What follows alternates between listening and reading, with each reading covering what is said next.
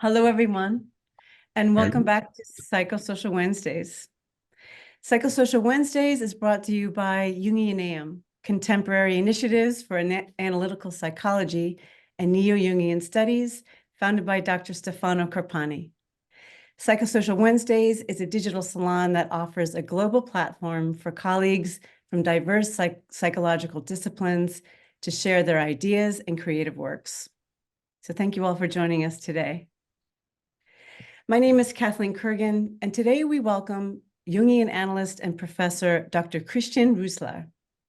Professor Roesler is a professor of clinical psychology at the Catholic University of Applied Sciences in Freiburg and professor of analytical psychology at the University of Basel, as well as associate professor of psychotherapy sciences at Sigmund Freud University in Linz, Austria. He works as a Jungian psychoanalyst in private practice in Freiburg and is a member of the faculty of the C.G. Jung Institutes in Stuttgart and Zurich, as well as at the Psychoanalytical Training Institute at the University Clinic in Freiburg. He holds a membership in professional organizations such as the DGAP, IAAP, IAAP Research Committee, International Research Network in Analytical Psychology, and the German Association of Professors of Psychoanalysis. He specializes in working with couples and families utilizing interpretive research methods. His research and publications touch upon the topics of analytical psychology and contemporary sciences, clinical dream research, couple and family therapy, postmodern identity construction, narrative research, and media psychology. This evening, Professor Roesler will discuss his most recent book, Deconstructing Archetype Theory, a critical analysis of Jungian ideas. After the presentation, we'll have time for discussion and questions. But for now, Professor, the floor is yours. Thank you very much, and hello together. And thank you for inviting me to this Psychosocial Wednesday. I hope you will not get disturbed because over my head there is a heavy thunderstorm. So maybe you can hear some rolling thunder, but it fits the topic, I would say. As you might know, I have dealt with archetype theory for many years. There is, before the book that I will discuss today, there was a first book about what could be called classical archetype theory. And in recent years, I have focused on the many problems that are inherent in archetype theory, and I've tried as far as possible to find solutions to these problems. And this is what I will talk about today. I will now share my screen. And I will touch on different topics just briefly, but if you want, we can later deepen these topics in the discussion. Can you see that? Yes? Okay. So this is the book I'm talking about today. And it was the result of a research project that I conducted for the IAAP, and you will also find the report on the website of the IAAP for download. And the problem that I was starting from is that there is no consensus in analytical psychology of what archetype actually is. And on the other hand, archetype theory is the core of analytical psychology. It's the base for our clinical approach and for, well, actually for the whole of Jungian psychology. So we need to find a solution to this problem of this confusion in definitions.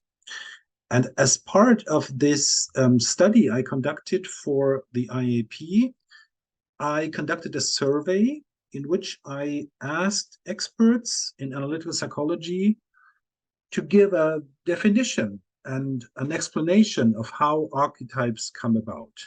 And the general finding was there was a great variety of definitions, of which many were even contradictory. So this confirmed the impression that many authors already had, that there is a lack of consensus in what archetype theory actually is. This is just to show you briefly, this is a very short overview of all the different contemporary views that have been presented only in, let's say, the last 2 decades on what archetypes are. So what I did was what could be called a discourse analysis in the sense of Michel Foucault. I tried to understand the discourse in analytical psychology about the archetype concept, starting with Jung's writings, and also to summarize the criticism that already exists on the topic. So I started with Jung and with Jung's definitions, and I will just touch that very briefly, but what we find already in Jung are at least 4 completely different conceptualizations. There is a biological conceptualization, which argues that archetypes are instincts or patterns of behavior. Then there is an anthropological conceptualization, which argues that archetypes produce the similarities in mythology, religion, etc. Then there is a transcendental conceptualization. And finally, there is a model for the psychotherapy process in archetype theory. So archetypes are seen as transformators of the psyche. Again, I will not go into details, but this is what I try to do is a summary of all the different elements of definition that you find in Jung. So I will pick out just some of them that are very important. So a very important idea in Jung is the idea of autochthonous revival. So Jung assumes that archetypes are given to every human being by nature, by way of biology. And so these archetypes can reappear autonomously any place and any time. And this is used in our psychotherapy approach because we are, in a certain sense, we are waiting for archetypal processes to reappear in our clients. I will come back to that later. Another important idea is what is called the homology of phylogeny and ontogeny, which is a very old concept from the 19th century in biology, which means that in the individual development, the development of the species is recapitulated. And this makes Jung argue that the mind of primitive man, what he calls primitive man, is similar to that of children and of adults in psychopathology. I will come back to that later. So why is archetype theory so important for analytical psychology? It could be argued that the beginning of analytical psychology was Jung's own experience in what is called the descent into the unconscious, that there is a typical sequence of stages that you go through in what Jung calls the individuation process. And in these stages, you meet certain archetypal figures. So usually it starts with ego and shadow and persona. And if you have managed the shadow, you will meet the anima or animus, and you will come closer to the archetypes of the self, the great mother, and the divine child, and the wise old man, etc., etc.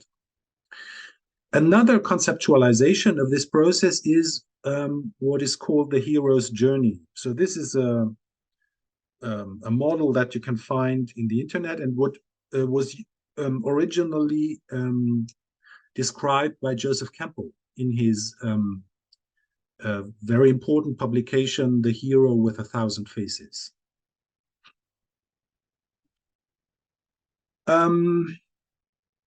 I will again not go into details here, but even as early as in these original publications of Jung's, you find a lot of epistemological and other problems. There are very different levels of complexity of the concepts that Jung calls archetypal. So, for example, how can you understand that the anima is an instinct? It's really, there is a lot of confusion in these concepts.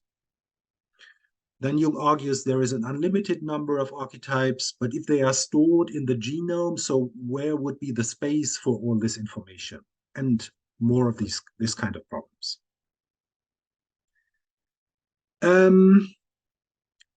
A central problem in how the Jungian community has dealt with the archetype concept is that there is a lot of ontologization or reification, so that the archetypes become a kind of sacrament that is not questioned anymore.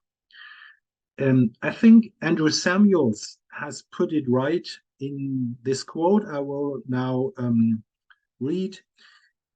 He calls this Jungian fundamentalism. And this Jungian fundamentalism stresses Jung the man and his prophetic and even, it is sometimes claimed, divinely inspired words. But what gets particularly stressed is how Jung lived. Sometimes this is called the Jungian way. I abhor the notion of there being a or the Jungian way, but Jungian fundamentalism trades of it. It is a worldview that tends to ignore everything else that is going on in psychotherapy generally, or in the worlds of ideas, politics, the arts, or religion. And this is exactly what I found in my investigation. If you check these argumentations with contemporary insights from sciences like anthropology, ethnology, prehistory, biology, etc., you find that they have been outdated or even refuted sometimes 100 years ago. And of course, this needs a thorough reformulation of the theory. And this is what I will try to do. Now, a first breakthrough for myself in dealing with archetype theory was that from a certain point, I understood that it is confusing as long as you look at archetype theory as a coherent theory. And I would argue today that instead of being one coherent theory, it contains at least 4 distinct, separate theories that need to be separated. So there is a biological theory which argues that there is a biological predisposition in humans which gives the brain a certain structure and produces similar ideas and beliefs. And these are structured as instincts or patterns of behavior. And these archetypes are transmitted via genes. Then there is a second theory which deals with what in anthropology is called human universals. So this theory argues that there are similarities in mythology and religious ideas and cultural and social patterns. This focuses on seemingly similar practices in different peoples of the world. Then the most important part is what I would call a process theory of psychological transformation. And this is what I would call the core theory of analytical psychology. So there is the idea that there is an archetypal process which takes place in psychotherapy and which is characterized by specific stages, which are characterized by specific archetypes. And this is what Jung was most interested in, because he tried to paint a map of that process. Because if, as a psychotherapist, you know this map, you know what is going on in your client and you can help the process. That's the central idea of Jungian psychotherapy. And this is the reason why Jung was so much interested in alchemy, because he thought that the alchemists had a kind of map of that process. And that's also the reason why he was interested in spiritual traditions and religious practices. Again, because he thought he would find information about these processes there. There is a last part of the theory or distinct theory, which is explicitly transcendental, in which Jung refers to philosophy, for example, to Platonian ideas or Kantian categories. And in this field, he developed the idea of synchronicity and the unus mundus, but I will not touch on that today. It's too complex. What I will do now is to go into the depth of contemporary insights in biology and in anthropology to test if these theories are still backed by contemporary insights. So I can summarize already at this point that there are actually innate mental capacities. And this is well confirmed, but they look very different from Jung's archetypes. So in Jung, there is the idea that archetypes are something like instincts, and that human beings have instincts or patterns of behavior like animals. And this idea is clearly refuted in contemporary ethology, which is another word for behavioral biology. So an instinct in biology is defined as there is a trigger mechanism, which is called innate release mechanism. So it means there is a specific stimulus in the environment which can be detected by the animal, which activates a drive, which leads to an inherited automatic coordinated action pattern. Jung, for example, gives the example of I think in English it's called weaver bird, which is really very impressive. These birds build nests, very complex nests, which can weigh like 100 kilos, and they do not need to learn that. Even if you keep them away from their parents, they will later be able to build this kind of nest. But ethology is very clear in the point that there is no such thing in humans. We don't have instincts. So Jung was plainly wrong at that point. There are actually some innate capacities, but they are not contents, as Jung thought. They are capacities. And they are today called, I'll jump a little bit here. They are today called or summarized as the social brain. So what we are prepared for as human beings from birth is to go into interaction with other human beings. And this is the thing that babies are most interested in. And there are some innate tendencies that you can also detect in newborn babies, which are reciprocal altruism, cooperation, a capacity for theory of mind, which means that we have a capacity to understand what is going on in other persons. There is a drive for building an attachment relationship. There is something which has been called the language acquisition device, which means that young children can very quickly learn languages, even several languages, without having very detailed instruction. Babies have the capacity to recognize faces and to read emotions in the face, and they have a tendency to imitate what they see in other human beings. So if we put all these innate capacities together, it becomes quite clear that as human beings, we are prepared for social interaction and relationships. And the content, what builds the psyche's structure, is a result of the interactions that we go into. So, for example, every human child will learn a language, but the kind of language depends on the environment that the child grows up in. So this is interesting because it's the opposite of what Jung thought of archetypes. His idea was that everything develops out of the individual, and it just needs a stimulus to activate these archetypes, and then they will build the structure of the psyche. Contemporary biology and ethology emphasize the opposite, that we are prepared for going into relationships. So at the beginning of development is relationship and not the individual. That's the state of the art in the human sciences today.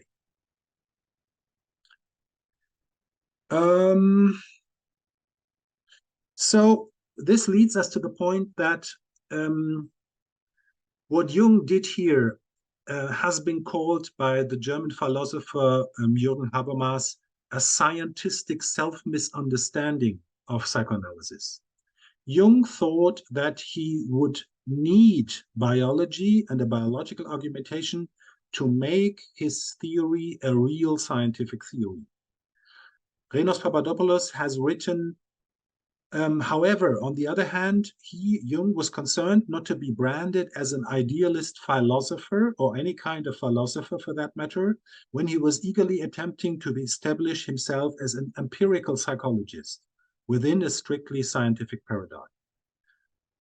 We can understand today that this was a defensive strategy taken by Jung to defend his theory against the argumentation that it was not scientific. But actually, analytical psychology is a hermeneutic approach. What we actually do, not only in our practice of psychology, of psychotherapy, but also when we deal with texts and images and myths, etc., we do interpretation. And this is not a natural science. This is a human science. Okay, so this was biology. Now let's go to anthropology. Now, in anthropology, there has been a long-standing interest in what Jung calls archetypes and what in anthropology is called human universals. The search for human universals started as early as the 19th century. So the idea in anthropology was to investigate traditional peoples which had no contact to civilized civilization. And when there could be found similarities between these peoples, then you could argue, okay, these seemingly are human universals that are characteristics that are given to humans by birth. This is a famous list that was compiled by the anthropologist George Peter Murdoch. I'm sorry, this is partly, oh no, it's also English. So what you can see here is that there actually are human universals. But the state of the art in contemporary anthropology is that these are very general and not very specific. So for example, all peoples in the world know music and dance and ritual, but the content of the music or dance or ritual is very specific. Beyond these very general similarities, there is endless variety. And this variety has much to do with the conditions and the environment that the specific people is living in. So it's also an adaptation to their natural environment. A famous publication in this field is by Brown. He summarizes all the research that was done for more than a century on human universals. And again, he states the point that the human universals that were found are very, very general. What is done today is that these questions are investigated by using specific samples. There are two examples. The standard cross-cultural sample And another one are the human relations area files. So these are compilations of detailed descriptions of traditional peoples or ethnicities, and you can investigate these data banks looking for certain topics, for example, incest taboo or marriage. And I used these samples to investigate some of the topics that are in Jungian psychology called archetypal. So there is just one example here. I investigated whether there are similarities in burials and funeral rites. And again, what you find is the only universal is that there are burials. Beyond that fact, there is endless variety. Some people burn their dead, some people bury them, some people take them apart, some even deposit them with the garbage, which is actually true. So there is no universal pattern that could be found. The only thing is that there is a burial. And it even is not universal that there is an idea of a world beyond. Some people even don't have that.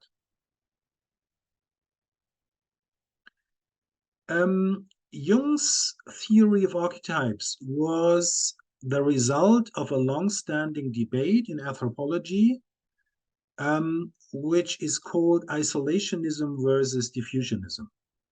So Jung's position was part of isolationism, which means that the same ideas developed isolated from each other, what Jung calls autochthonous revival.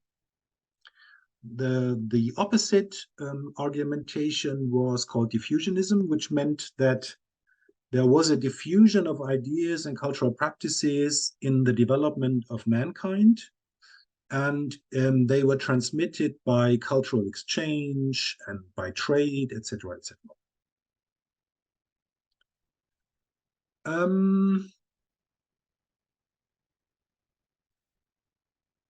So there is, when we look at Jung's anthropological thought, there are some general mistakes in Jung's theory.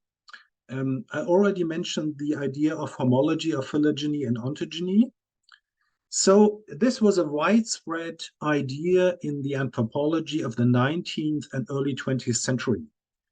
Jung talks about primitive mentality, which means that the level of consciousness of recent primitive peoples is equivalent to that of prehistoric human groups. And he also equalizes this kind of primitive mentality with that of children in our culture and with that of the psychologically insane. And this has to be clearly said, is what is today called colonial thinking. This is a racist figure of thought which have long been refuted in anthropology. For example, in 1911, there was an investigation on orphans that were adopted in American families from Black families. And there was the idea that Blacks by nature were less intelligent than white people. And already in 1911, this idea was refuted empirically because they could demonstrate that the development, the environment in which a child grows up impregnates, so to say, the intelligence of the person. So what I'm trying to point out here is that this knowledge was already available in Jung's time, and he chose not to use it. He even cites these authors, but chose to continue a colonial idea of differentiating between primitives and the civilized peoples. Here are some examples, some citations from Jung. So, for example, the identity is grounded in the notorious unconsciousness of the little child. This is also the connection to the primitives. They are to the same extent unconscious as the child. The unconsciousness causes the non-differentiation. There is no clearly separated ego yet existent, but only happenings which are related to me or someone else. Of course, this is very devaluing of what he calls primitive peoples. And the contemporary state of the art in anthropology is that we cannot make such a graded differentiation. Even traditional peoples are very well adapted to their environment, as we are to our environment. And it was found, for example, that some peoples in the Amazonas basin conduct empirical studies to find substances which they can use from plants. So they make experimental studies. So they give a small amount to their pigs, because pigs are very similar in physiology to humans. And they look for the effects that these substances have. And they give them more and more of it to test what the effects are. And only if it's not poisonous, then they will try and test it with humans. So there is no way to make this differentiation that there is a primitive mentality.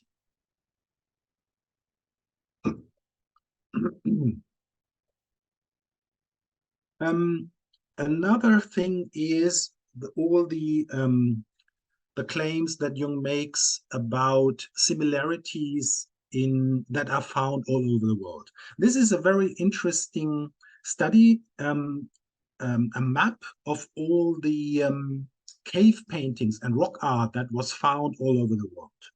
Unfortunately, it's in German, but I will try to translate. So the most interesting thing is that there is not one universal element. The thing that was found in 70% of all the places is the line. And I think that even the most orthodox Jungian wouldn't argue that the line is an archetype. There has been a lot of writing about, in Jungian publications, about the spiral, what it means and where it could be found. It actually was only found in 2 places in the world, in paleontological paintings and rock art. So what I'm trying to point out is, when we go into the contemporary state of the art in these fields, what we find is that these ideas of Jung are just not true. They are not backed by the empirical findings. It's just fantasies, actually, which are still transmitted and reproduced again and again in the Jungian world. So as a conclusion, we can summarize that the similarities in cultural habits, in religious beliefs and rituals, and social practices that Jung claims do actually not exist. The existing universals are very basic, and beyond these basic similarities, there is endless variety. And finally, and I will go into more detail now, the cultural similarities that actually exist can be well explained by migration and cultural exchange. And to learn more about this, we have to go into prehistory, into paleoanthropology. The most prominent theory, which is very well backed by empirical research in prehistory, is what is called the out of Africa theory. So this means, well, I will choose this map, that Homo sapiens, modern humans, have migrated from East Africa around 70,000 or 60,000 years ago, first along the southern coast of Asia into Australia, and to the north and via the Bering Strait land bridge into the Americas, and later into Europe. So that all living human beings are descendants from these people. They actually were a pretty small group. Scientists think that it was a group of about 2,000 people originally that started to migrate from East Africa. Now, these migrations were possible because during the ice ages, a lot of water was contained in the glaciers, so that the sea level was approximately 150 meters below the sea level of today. And this created land bridges into Australia and into the Americas, which later vanished, so that these peoples were excluded from the rest of the world. And that allows us to understand what the original ideas and beliefs of these original humans were. Because there is a field where actually striking similarities exist, and that is in the field of mythology. There are a number of mythological elements that can be found all over the world. And the anthropologists today explain these similarities by way of these migrations, because you can divide the world into three areas. There is a part of the world in which the early migration of Homo sapiens took place more than 45,000 years ago. And in these areas, you find very old mythologies which lack a certain storyline. So, for example, in these mythologies, the world just exists. It is not created. In the later mythologies that you find in the Eurasian continent, there is a clear storyline which describes the creation of the world and its development until the end of the world. So basically, the finding is that the similarities and the differences can well be explained by the roots of migration of early humans, which means that there was cultural exchange. The similarities can well be explained by migration and physical contact. And this speaks clearly against Jung's idea of autochthonous revival. Because if you cannot rule out physical contact and cultural exchange, there is no way to argue with autochthonous revival. There are many findings about contacts between early humans. For example, this map is just about the capacities of prehistoric humans to travel across the oceans in prehistoric times. There are many very interesting findings. For example, in California, there have been found antique Chinese anchor stones.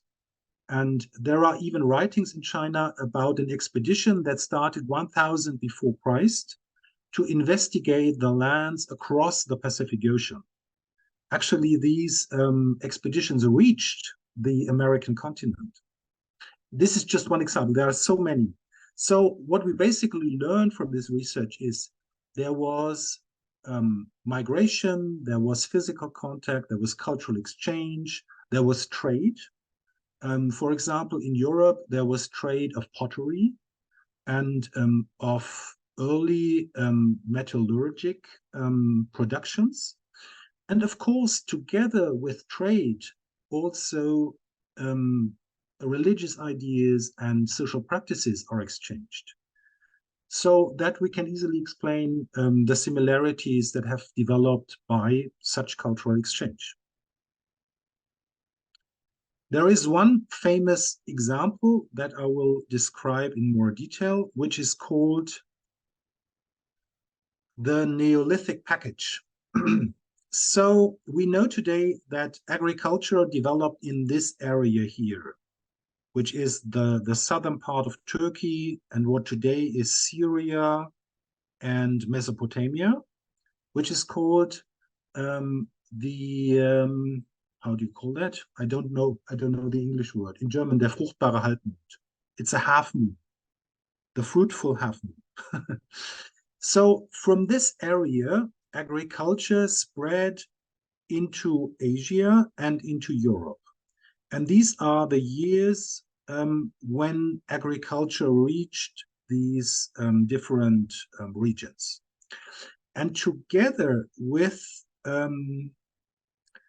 this technology of agriculture, a certain religion was transmitted, which was the cult of a great mother or mother goddess, which is responsible for the growing of plants and for the cyclic revitalization of life. And this idea spread from the Fertile Crescent to Europe, to West and South Asia, and into North Africa. And now this is important. The idea of a great mother goddess, which is responsible for life, can be found only here. It's not universal, as Jung thought. You cannot find it in other places in the world, even not in places which had agriculture. For example, agriculture developed more or less at the same time independently in China, which is a rice agriculture, and in Central America. But these societies do not have the idea of a great mother goddess. Okay, so we can conclude that the idea of autochthonous revival has been falsified. It is impossible to rule out diffusion and cultural exchange. The more interesting question is, why have these mythological motifs and narratives survived over thousands of years? And here we are back into genuine archetype theory. So maybe we have kept, as human beings, these mythological ideas because they tell us something about what we are as humans. So I tried to reformulate archetype theory at this point, and my proposal is to understand archetypes as condensed cultural information about what is good for humans. So, for example, in many religions, you find information about nutrition rules. So it makes a lot of sense, for example, in a climate in which the Jewish and the Muslim religion developed, not to eat pig's meat because it can contain dangerous bacteria. And it's also a good idea not to drink alcohol in such hot climates. So this has very practical reasons why these religious rules developed. More interesting is that in many religions you find the habit of having a fasting time. Whoever has fasted for some time will find that by fasting, you will go into a light depression. And the interesting thing is that cultures which still have a habit of a fasting time do not have the problems that we have in our culture with high rates of depression. So this means that if you go intentionally into a certain period of light depression, this is a protection against suffering from a real depression. So here we are back into the idea that Jung originally had, that in these cultural rules and in these religious ideas, there is condensed information of what is good for us humans, and especially what is good for our soul. And we still can use this information. But we should give up the idea that this is given to us by way of biology. It is given to us by cultural transmission. So what we need is a new theory of a cultural unconscious, and not how Jung thought it would be a biological unconscious. This idea of a cultural unconscious has already been proposed in the 1960s by Joseph Henderson. And I think this is an important idea that we should develop. Another important idea that has been developed in the last years is the idea of cultural complexes. which is more in line with the insights of modern sciences, like, for example, the social sciences and the cultural sciences. So my idea is that I think we can keep archetype theory, but we have to get rid of all the problematic claims and argumentations concerning the biological foundations of archetypes, and also the problematic claims about a so-called primitive mentality and about the similarities that can be found in different cultures. I would like to come to what I would call the core theory that is inherent in archetype theory. And that is the idea that there is a universal process of psychological transformation, as described by the classical archetypes, or by the hero's journey, or by the processes that were described in alchemy. Now, my personal impression is that if we investigate the actual transformation processes that take place in our therapies, we will not find all these elements. But I would still keep the idea that there is a universal form of a transformation process that we can learn about, and which takes place in psychotherapy. And what I believe is that we need more research into these actual processes, and that we have to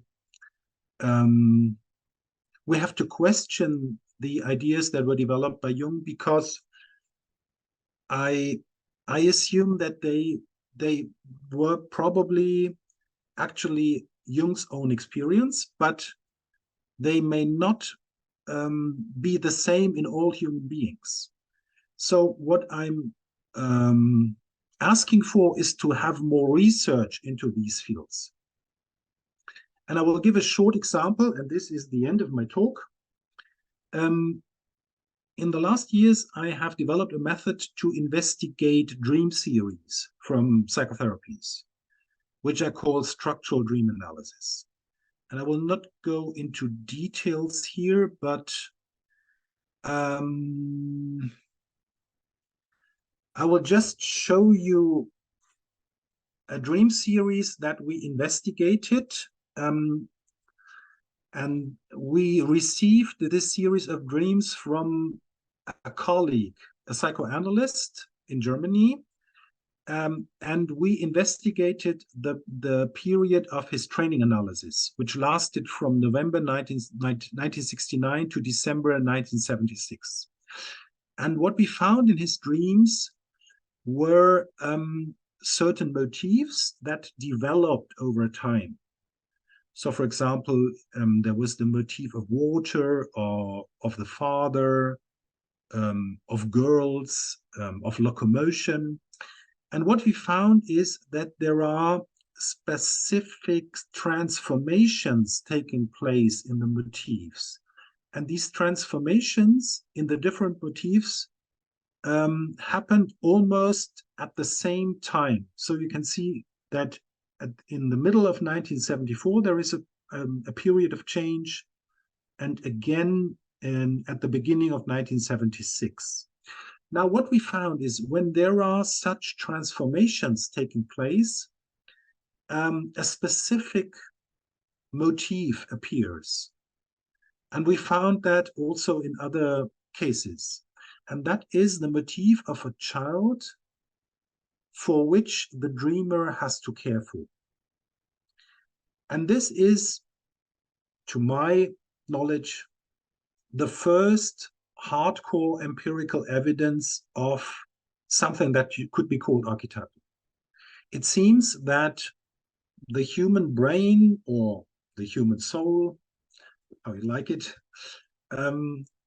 produces at certain points in such a therapeutic transformation process specific motifs that mark the transformation. And this is the kind of research that I propose we should do much more. So what we have started at the C.G. Jung Institute in Zurich is a study in which we ask analysts to collect as much information as possible about their cases. So we ask them to apply a set of quantitative measures, which can be used for a pre-post measurement. But we also ask them to provide a very specific report about the psychodynamic diagnostics of the case and a case report which describes the development of the patient and the results of therapy. Then we conduct an association experiment at the beginning of the process and at the end of the process to investigate the complexes and the complex structure of a person and how this has changed over the process of the therapy. We ask the analysts to collect all the dreams, which are then analyzed by structural dream analysis, and we ask them to collect as much symbolic material as possible.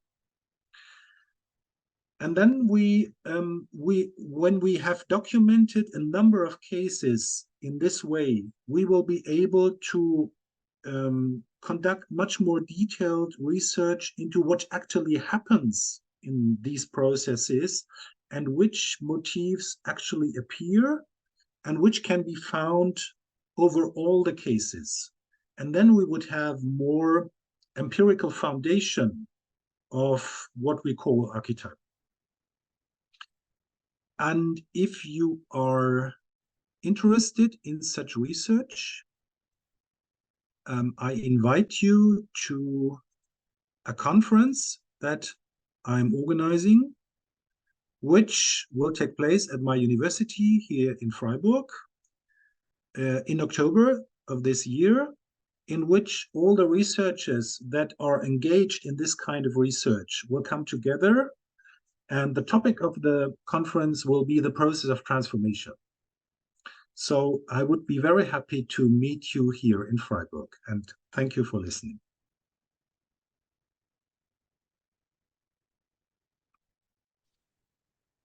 Thank you, Professor, for such a rich and thought-provoking presentation. If we can just get out of the full screen, if that's possible, Mikkel. Great. That's great. So let's open the floor to questions, comments from anyone. Just raise your digital hand. You are also very welcome if you want to deepen one of the topics that I've touched. I will be happy to do so. I just have a quick question, Professor. Why do you think Jung was so adverse to listening to his critics about the theory? And I heard even from Freud, which caused tension within their relationship. Why do you think he was just gripping onto his theory so strongly? Difficult question. I've thought a lot about that. I think there are different elements. One thing is that I think Jung was not an easy personality.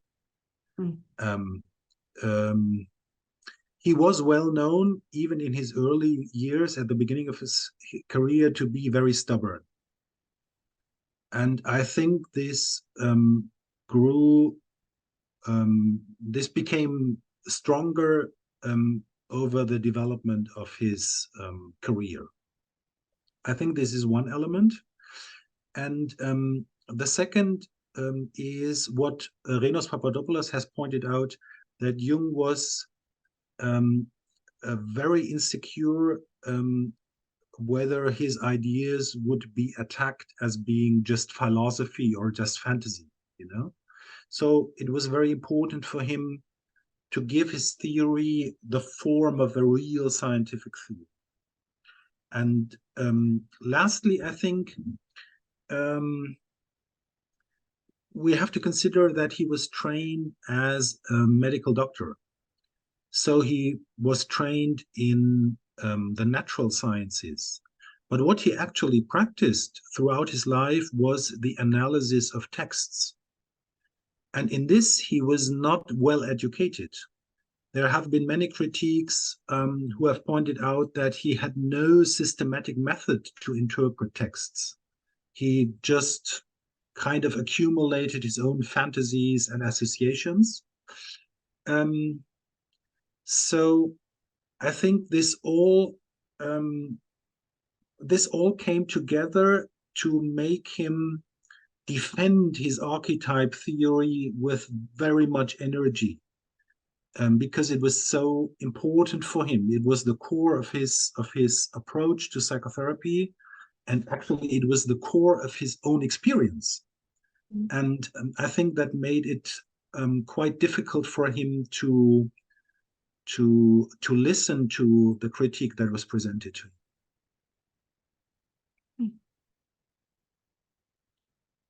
And then I would assume your experience with Jungians, their grip is just as strong on the theory itself. Do you receive a lot of pushback? No, I can't say so. No, but I I think there is what I find again and again is a certain resistance in Jungians to acknowledge the points that I have pointed out. So, for example, I have never met a Jungian who really used the ethnographic data banks that I've mentioned. I think most of the people present here have never heard of them. So there is a certain lack in what I would call scientific expertise in Jungians. Just how you approach a topic, how you compile scientific knowledge when you deal with the topic. I think many Jungians like to develop their own fantasies about a topic, but they are not used to real scientific work and how you use published results and data banks and stuff like that. Because it would, my idea is that for Jungians, their psychology is not just a theory, it's a way of living. So it's very close to our own experience. And this makes it difficult, as for Jung, to take a critical stance, which is the normal attitude in the sciences.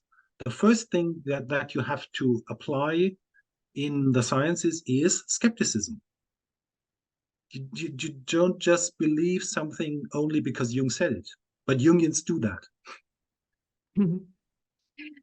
Okay, question. So there have been critiques that have argued, not only in Jungian psychology, but in psychoanalytic schools in general, that they have the form of religious sects, you know?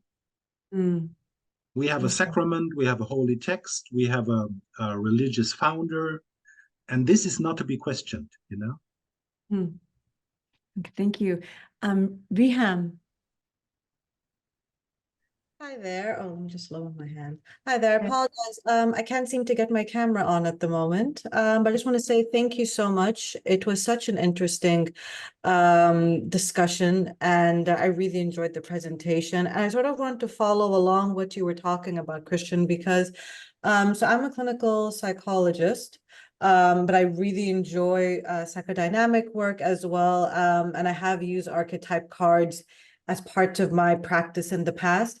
And I was sort of wondering, in terms of implementing this in some psychotherapeutic technique, do you perceive there being a difference in how the origins of archetypes is approached or used?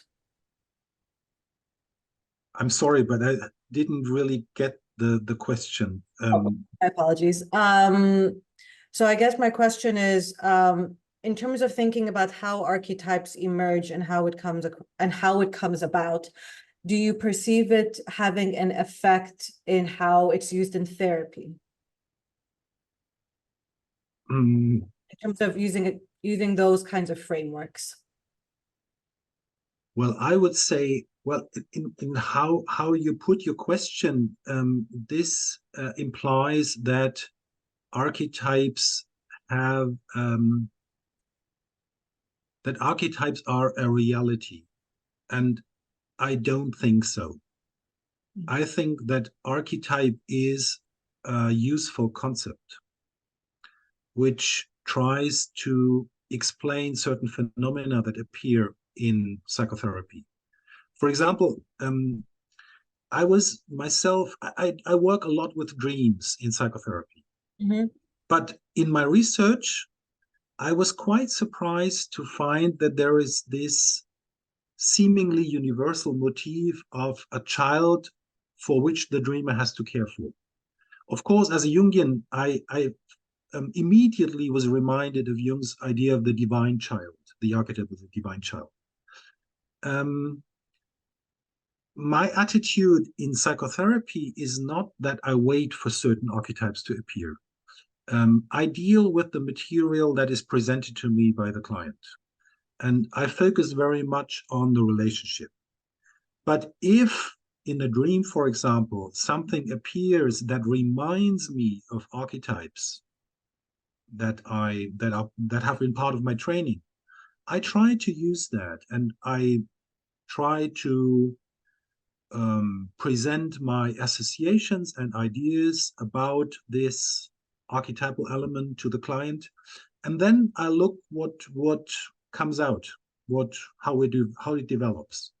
But I wouldn't deal with the concept of archetype as a reality. Okay, thank you.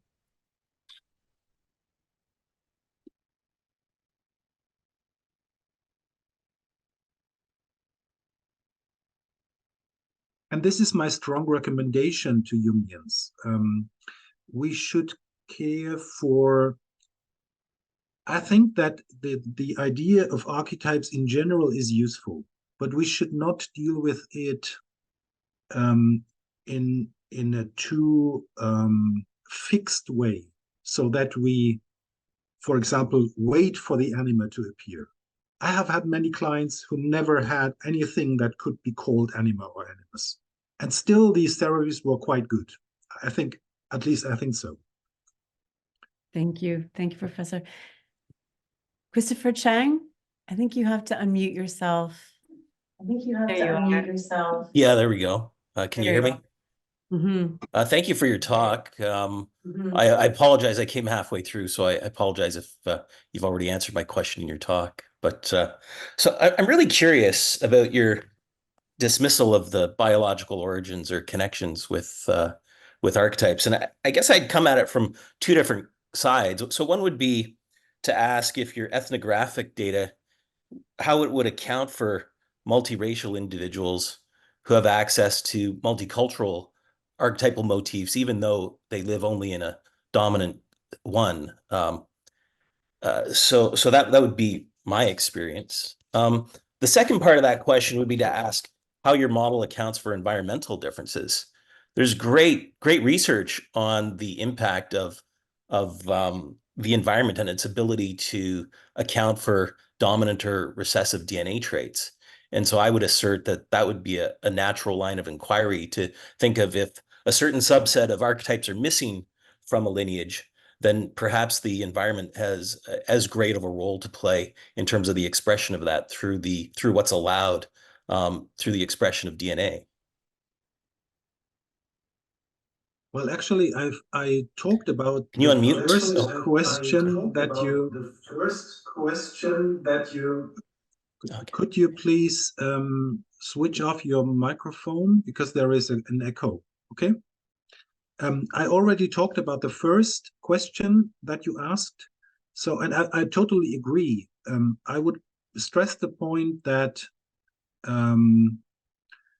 the development of a person is formed by the environment in which the person grows up. And if it's a multicultural environment, then this will characterize the development of the person. Absolutely. The second question concerning biology and genes and DNA, this is a very complex field. If you're interested in that, I have had a debate in the Journal of Analytical Psychology with Eric Goodwin, who is a good friend of mine, but he is a proponent of the biological line of argumentation in archetype theory. Not in the way Jung did. I think Jung could be accused of a naive reductionism. And Eric Goodwin criticizes this too, but he refers to new insights in human genetics of what he calls self-inspired learning mechanisms, which are preformed by genes. And I agree with him that these processes exist, but I question whether they can explain such complex concepts as, for example, anima or animus. I think we have to separate these things. On the one side, we have the ideas of Jung about very complex symbolic forms he called archetypes. And on the other hand, there are actually genetically preformed processes in the development of humans. I do not doubt that. But I don't think that these biological processes can explain what we call archetypes. Okay, thank you. Thank you. Jordi, do you have a question? To unmute yourself there. Thank Okay. you. Well, I have thousands of questions. That means not really one for today. Yes, I want to greet everybody from Madrid, Spain. I am a medical doctor with a public health training, American training in epidemiology. And I had something to do with psychiatric epidemiology in the past. Here, psychoanalytical people at large, not only Jungians, could have been more useful, to put it bluntly. Now, I thank very much, Christian, for your presentation. I wasn't aware of you. I'll buy your books and I'll try to drop by this forthcoming October to the beautiful city of Freiburg. I've lived for some time in Strasbourg in the past. Oh, yeah, that's not far. Council of Europe, the health division. See you in October. Thank you. Yes. Now, not archetypes are born the same. I mean, animus, anima, the shadow are in a different league. It's solid to speak to make a tabula rasa and use the word archetypes, or we shall stratify them somehow. That's something that comes to mind. The criticism of the say deep the psychoanalysis and beginning with Freud being not particularly solid on science is an old one. And sometimes criticism like Eysenck's, he had a point. He was insulting, he was nasty, he was gross, whatever, but he had a point here. And a point not taken until I seen you. I mean, it has been quite inspiring. And my wish, more than a question, will be how you will review Erich Neumann's. What will stay for the 21st century? Grandmother, all that stuff, the origin and development of consciousness. In my book, I have dealt with Neumann in detail, and which book? Actually, we have more than one book. Which one? The development of consciousness. Vale. Okay. And also the one about the Great Mother. And I'm very critical of Neumann because he not only just continued Jung's one-sided approach to mythology, but we even know today that he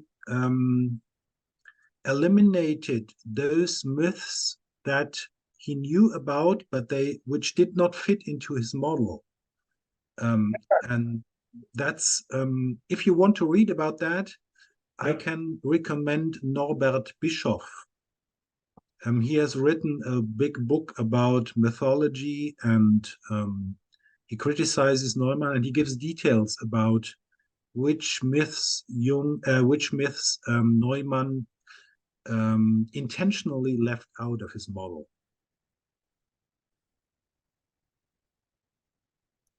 And as Norbert, I've pointed out, the idea of a great mother is actually restricted to a certain cultural area yeah, and cannot be found all over the world. yeah, And already many years ago, Neumann was accused of a very Eurocentric view on yeah. mythology. Thank you. Thank you, Jordi. Lillian, you have a question? Hi. So thanks, Professor Roesler. So my question is, do you see the process of transformation as a process that is inherent to developmental psychology? Yes, I do think so. Yes. Well, actually, you could ask yourself, if I'm so critical about so many of Jung's ideas, why do I still call myself a Jungian? And I still call myself a Jungian because I believe in this idea that there is a universal form to this process of transformation. I just don't believe that it has the specific form that Jung argued it has.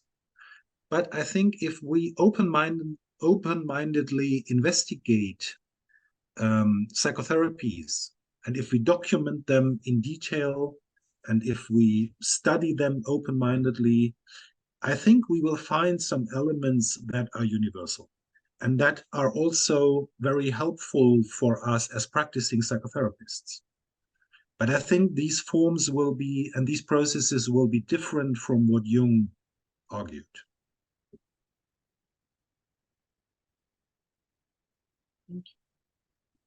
Thank you. Any other questions? Professor, I have a question here about sharing the context for additional questions and more information about the program in October in Freiburg, I believe. Okay. Okay. Mm-hmm.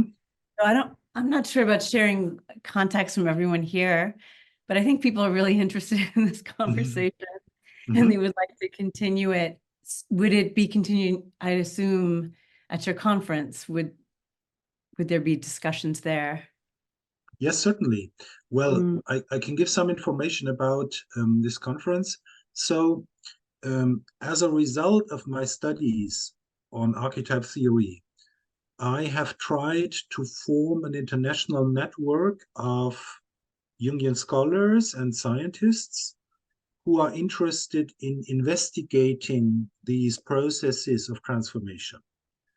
So at this conference, this research network will come together and we will exchange not so much findings, but more research strategies and methodologies to investigate these processes. For example, we will have a panel on sand play therapy research. Sand play is very well investigated, and we will have as a speaker Dr. Lorraine Friedel from Hawaii. She is the author of the first meta-analysis of all the studies that were conducted on sand play therapy. And in this publication, she could establish sand play therapy as an evidence-based method. And she will speak about her research. And in this panel, there will be researchers who investigate sand pictures that were documented in therapy processes, and we will share research methods to investigate these pictures and looking for universal structures that appear. For example, what you can find, what was already found in previous research is that sometimes you can see a development in sand play pictures from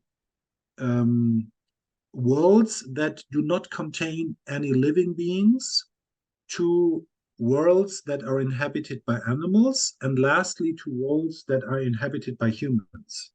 And this is an idea that you can already find in Jung, that in the development of the psyche, if there is a growing consciousness, you will find more human figures than animal figures, for example. And this is one thing that we try to investigate, if we can find evidence for this idea. This is just one example. Then there will be a panel on spiritual transformation processes. As I said earlier, Jung was interested in religious experience and in religious traditions because he believed that there was a knowledge in these traditions about change processes of the psyche and how they can be supported, for example, by spiritual teachings, etc. So what we will do in the conference is that we will have religious scholars presenting not only the traditions, for example, the exercises of Ignatius of Loyola, but also the research that was conducted on that and how people change when they go through these processes. I hope this gives an idea of what the topics of the conference will be. Professor, do you have a email where people can reach you? Mm-hmm. Okay, if you could. Yeah, I can If share it. in the chat, if you could, because I know people are. In the chat. Okay, I can share chat. it in the chat. Yeah. In the chat, right. Sorry, I didn't have it available. Yes, I I'll think just write my email there, okay? that is great. And you can find the information concerning the conference and also how to register, you will find on the website of the IAP. Oh, There is a field for upcoming conferences, and there you will find all the information. But I can also send it to you, and you can forward it to the participants of today. Professor, thank you. Thank you. I think we have time for one more question, Mark. You just need to, there you are. Okay, thanks. Yeah, fascinating stuff, particularly with the research. I just have a question about your earlier remark about the motive of the helpless baby appearing. Normally a later stage in therapies. I think that's how I understood what you said. So when a transformation is already occurring in a later stage of therapy. Well, sometimes it already appears at the beginning of therapy, Right. as if it were a sign of hope, you know? Okay. Yeah, because that is exactly my experience. My big kickoff dream that brought me into therapy was exactly that of a helpless baby. So I was just interested in that.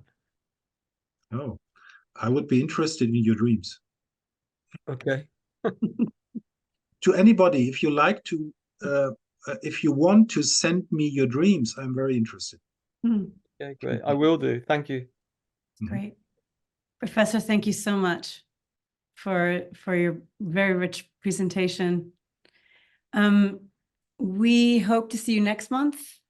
On the 12th of June, our speaker will be Jungian psychotherapist Claudette Cuccarini, who will be discussing rehabilitating Jung's theory on the sexes.